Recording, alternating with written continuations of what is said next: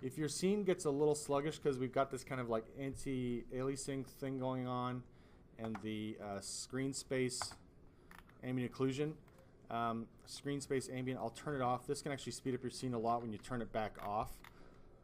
So if a lot of you are getting annoyed your scenes are slow, just revert it back to a typical Maya scene and just switch off the anti-aliasing. These are all kind of quality settings that, yes, add to the look of a presentation, but will slow the hell out of your scene. The other thing is, if I'm going back to modeling and not just presentation, I do want to probably just reset this material. So I'll turn off the incandescence and turn this back down to kind of a gray model. The other thing you can do is, if you want, what I usually recommend is setting up one single material. I've seen people do this where they just apply a material after material after material. So I'm going to assign actually a new Lambert. So to do that, it's just right click. I'm assigning it to everything. Assign new material, right?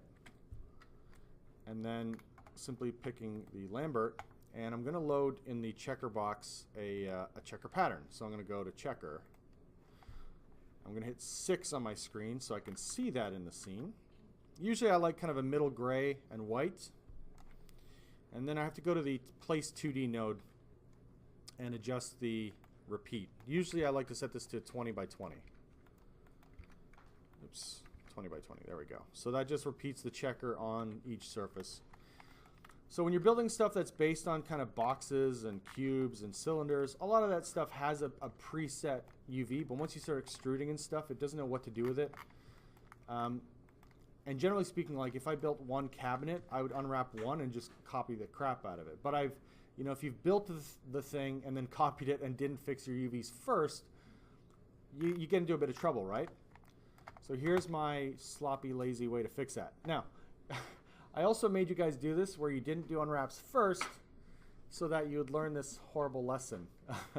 If you forget to unwrap as you go, you have a lot of work to do after. So imagine you have a very complex piece of machinery. It's got a lot of nuts and bolts. Each nut and bolt will need to be unwrapped, right? Whereas if you built the first nut, the first bolt, and unwrapped it, it'd be done. So try to think about that too. So one thing I will do though, if sometimes this happens in production, so there's a good chance a lot of you guys will become modelers and texture artists. There are a lot of modelers that are like, I don't give a crap about the UVs, and you get a model and it's a complete mess. So either you have to fix the mesh, or you have to fix the UVs, or do the UVs, or do both. And if you're under crunch, which is often the case in video games and film and VFX right now, you may not have time to do good UVs. So Maya is a really decent system for this, simply called automatic. Literally what it does is it throws a cube-like kind of projection, so it's essentially like 6 planes. So again, if you look at it from this view, it's very cube-like, but each cube is sort of split. And that's it. It just throws on an unwrap. And basically what we're looking for is square checkers. And you might wonder, well, why do we use a checker pattern? What does that really do for us?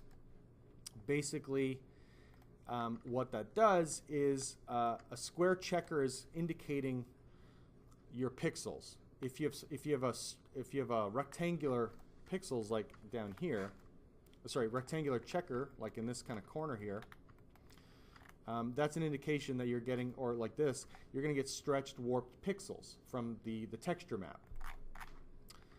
So even on this table, right, there's some stretching along this side.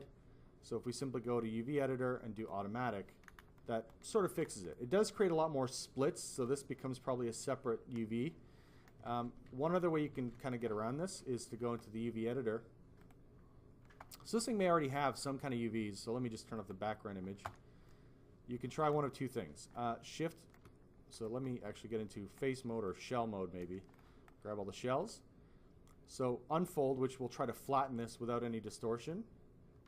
By the way, I'm going to show you my preferred settings for this. So I'm going to shift, right click, and highlight the options. The defaults are this. It's set to not pack. So I'll show you what happens if I apply. You see all these edges go kind of goofy and turn in a weird way? Well, if I leave the packing option on, I don't have to hand rotate after, and it keeps things aligned in a nice kind of grid-like fashion. So that I find is very, very useful. So I usually turn on the packing option. The other issue is I will often set my map size to 4K, because most of the texture maps that are being made now in a lot of productions are maybe 4K. They might be higher, but that's usually a base. And then you can, you know, give things a little bit of padding. I usually like a number of 16. So what that basically means is each UV shell will have a little buffer zone of 16 pixels around it. And then if you want, you can save those as your default settings. So then you don't have to kind of think about it every time you open it up. So apply and close. And then what we can do lastly is go to layout. So some of these things may not be in proportion. So what does that mean? Well, in the case of this object, right, you see the checker is smaller here and the checker is larger on top. So it's smaller on the legs, larger on top. So what do you think that means? Does anybody have an idea? Yeah. It's scaling the tables. Yes. So the way I basically think of it is more checkers equals more pixels, right? The checker pattern is like a representation of pixel density.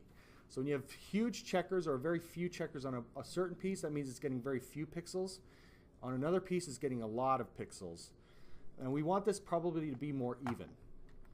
So again, I'm going to reset my settings and go through these. So usually my packing resolution, I like to set this to 4K. You can manually enter a higher number in this case if you go 8K, but very rare is that going to happen for you guys right now. So again, we want the packing resolution to be accurate, meaning the size of what the texture might be. This is called pre-scale ratios. If I do preserve 3D ratios, what it does is it compares the size of each UV shell to its mesh equivalent. So it actually will try to keep it in proportion. I kind of wish they just called it key proportionate. That would make a bit more sense. And for texture map size, again, I'm going to set this to 4096. And again, my familiar setting of 16 pixels. So something else that may happen is if mesh ever gets smoothed, when it smooths, it can tear the texture at the edges of the UV shell. So we also have padding, or that space between UV shells, so that we can kind of overpaint or buffer the texture so we don't see any splitting or tearing if it does get smooth. So that's another little side note there. That's basically it. So I will save these because I prefer these as my default settings. Hit layout, and you'll see that checker will become evenly distributed. So we'll give it a second, and for the most part, it's pretty evenly distributed, right? It's still a little stretched here across this side, and that, you know, could be because of the UVs. But like I said, you can also just go in and do automatic. You know, it does kind of a lot for you. What it does do, though, is create a lot of separate little shells, which means it gives you a lot of seams. So if you're going to hand paint this in Photoshop, it would be a bit of a nightmare. But most of the software we use now is like Substance Painter, ZBrush. What's the other one called? Substance Painter, ZBrush, and Mari. So if you're hand painting texture, a lot of times it doesn't really actually matter that much. So you know, the seams don't matter because we just paint right on the surface, so we don't have to worry so much about about the object having clean UVs with as few seams as possible. Now I want to show you this too. This says this object, I think, has a problem. One thing that's a little weird is that if you're trying to unwrap in a component mode like face or vertex, you actually have to get out into object mode and then apply the automatic. Something else I want to mention, so let's say I copy this over here. Oops, Control D, I guess, in this case. Remember what I said before about scale. So let's say this thing was scaled 1.5 times in this direction. If I try to do an automatic UV, it will be stretched. You see these checkers are stretched vertically now, right? Because it's actually kind of looking at the object as if it were still this. So if you forgot to freeze and bake your transforms, or if, in this case I usually do only scaling, that's generally my preference, because that way I don't have to bake after, it's just kind of built in at that point. If we go freeze transform and then go back and do an automatic, so again the scale now looks like it's 100% XYZ, and if I go automatic it'll give me a proper checker. So again, that's another reason why you want to be careful with scaling inside of Maya. One other thing that you can do, so you know, sometimes, you know, maybe automatic isn't best because it does split things up, like this little lamp here. There are other shapes, right? There is a cylindrical shape which is comparable to that mesh, to that kind of to that lamp. So I'm going to go to perspective here. For some reason with the cylinder, the coverage isn't set to fully wrap around, so I will often just set it to wrap. You're still going to get distortion on these angles because they're facing away from that sort of position, but one other thing you can do, which is often used for matte painting, especially in a scene where the camera doesn't move, is that you can select even this complex object like the chair. Again, sure, automatic will work, but you can also do something that's kind of interesting, which is called camera-based. So if the camera never moves, you can do a camera-based UV. So it looks like a perfect checker from this view, but it's acting like a projector on a screen, except it's on a surface. The problem is if you ever have to turn this, you will see that the checker gets stretched and distorted outside that view, right? But like I said, this is how matte painting works, where if you bring a matte painting into 3D, a lot of times if the camera never moves, you can literally just take the whole scene, do a UV, a cheap UV from the camera-based view, right? And then just paint on top. So you do a quick lighting using the 3D lighting software, and then you can texture on top. And it's very, very easy. It's just that if you ever shift the camera view, it'll look stretched and weird and warped from other views. So that can work on maybe this range hood, so you can do camera-based, right? But again, from the other views, it'll look probably a bit distorted, right? So if you want to make sure it's just kind of cleaner, automatic is just your simple, best, fastest bet for that. Like even this kind of complex coffee maker will be okay. So yeah, we'll do automatic, right? It's great. Great tool. These blinds, you may want to do, you can do camera, but let's say I'm kind of rotating around. It may get a little weird if I just do it from camera base because it's doing it from my perspective camera. So that may be weird. So there's another little option which is similar to this. It's called planar, right? It's just simply a flat plane. Now in this case, I think it's working from the y-axis. So it's sort of, if I isolate this, it's actually projecting from the top down here. So we can go in. Remember, anytime there's an options box, I like to click on it.